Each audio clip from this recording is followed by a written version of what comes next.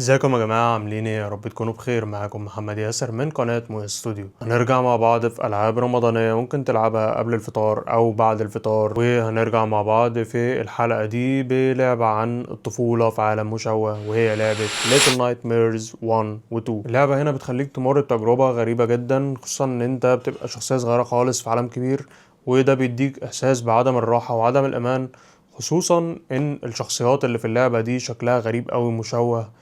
وده علشان انت بتلعب بشخصية طفل. الطفل ده عنده مخيلة انت بتلعب بيه، بتمر مثلا، بتمشي في الشارع، بتروح المدرسة و كل الحاجات اللي هي بتضايقه او عاملاله زي تروما او تروماتايزد منها، او يعني متأثر نفسيا منها. بنلاقي ان هو بيواجهها وبيلاقي ان الحاجات دي شكلها وحش وشكلها كئيب، شكلها مرعب، زي ما هنشوف مع بعض. اللعبة دي رعب نفسي، مش بس علشان الكائنات شكلها غريب، ولكن الأجواء والمباني وتفاصيل اللعبة. وعلشان كده هنبدأ مع بعض أول حاجة، وهو تصميم العالم.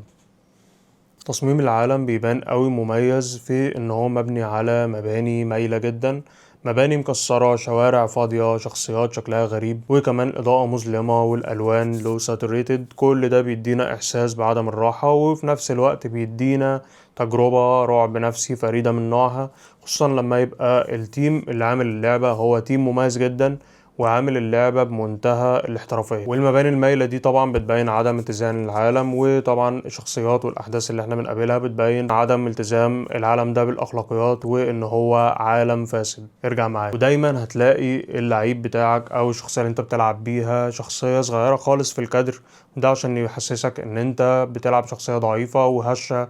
ممكن أي حاجة من العوامل الخارجية دي أو الحاجات اللي حواليك تأثر عليك وممكن تخسرك أو تفعصك. وعموما يعني في ألعاب الرعب في الغالب بيبقى كل ما الشخصية تصغر كل ما يحسسك برعب أكبر، بحيث إن هو يحسسك إن أنت يعني متسيطر عليك، مش أنت اللي مسيطر. خلينا كده نناقش مع بعض 3 مشاهد مهمة جدا في اللعبة دي. أول مشهد ممكن نقول مثلا مشهد المدرسة، اللي هو كان مميز جدا، خصوصا إن أنت كنت بتروح المدرسة تلاقي المباني بهتانة جدا، الفصول بهتانة، وبتلاقي الفصل بتاعك فيه طلبة شكلهم ما عندهمش ملامح، وفي نفس الوقت بتلاقي مدرسة هم قاعدين منصاعين جدا ليها، رقبتها طويلة، بتدور عليك، لو شافتك بتحاول تقفشك، وطبعا بتطاردك كتير.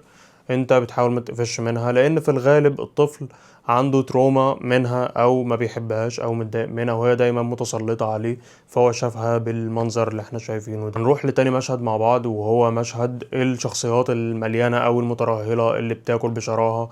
وده برضو شكله كده كان شيء يعني بيحس الولد بان هو بيشمئز منه او بيخاف منه، وبدليل ان الشخصيات دي بتطارده وهو بيبقى خايف منها، ولو في اي شخصية من دول قفشوه بياكلوه.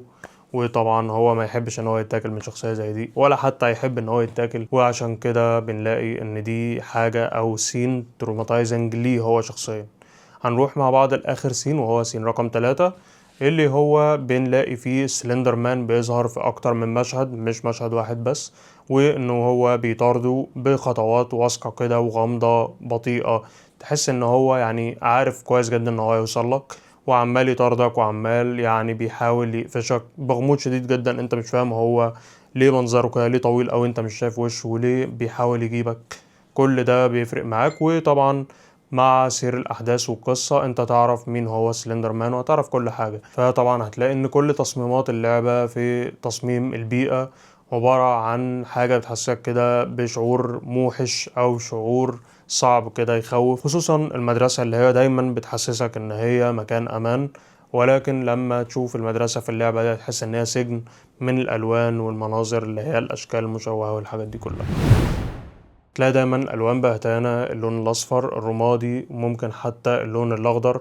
تحس إن الألوان كلها بهتانة علشان يحسسك بشعور عدم الراحة. أنت مش بتلعب لعبة أطفال، أنت بتلعب بطفل في لعبة كبيرة رعب نفسي. الكاميرا طبعا كانت وايد شوت في اغلب المشاهد او في اغلب اللعبة، وده علشان يحسسك ان انت جوه العالم مسيطر عليك، انت تحس بالخوف، تحس بالغموض، تحس ان انت مش مرتاح، لان طبعا العالم الواسع ده ممكن يظهر لك اي حاجة من اي حتة تنقض عليك وتغلبك. طيب انت ممكن تيجي دلوقتي تقول لي اللعبة دي فيها بطلها لاعب صغير او بطل صغير او ولد صغير؟ هتقول لي اللعبه دي بتفكرني بحاجه، اقول لك بتفكرك بلعبه انسايد اللي احنا اتكلمنا عليها الفيديو اللي فات. لو انت شفتوش يا ريت تروح تشوفه، هظهرهولك تقريبا هنا، هيظهر هنا.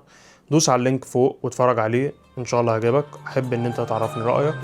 وبكده احنا ممكن نقول ان احنا خلصنا حلقتنا. لو عجبتكم متنسوش تعملوا لايك شير سبسكرايب وتفعلوا زر الجرس واستنونا في حلقه جديده. قبل اي حاجه كل سنه وانتم طيبين تاني.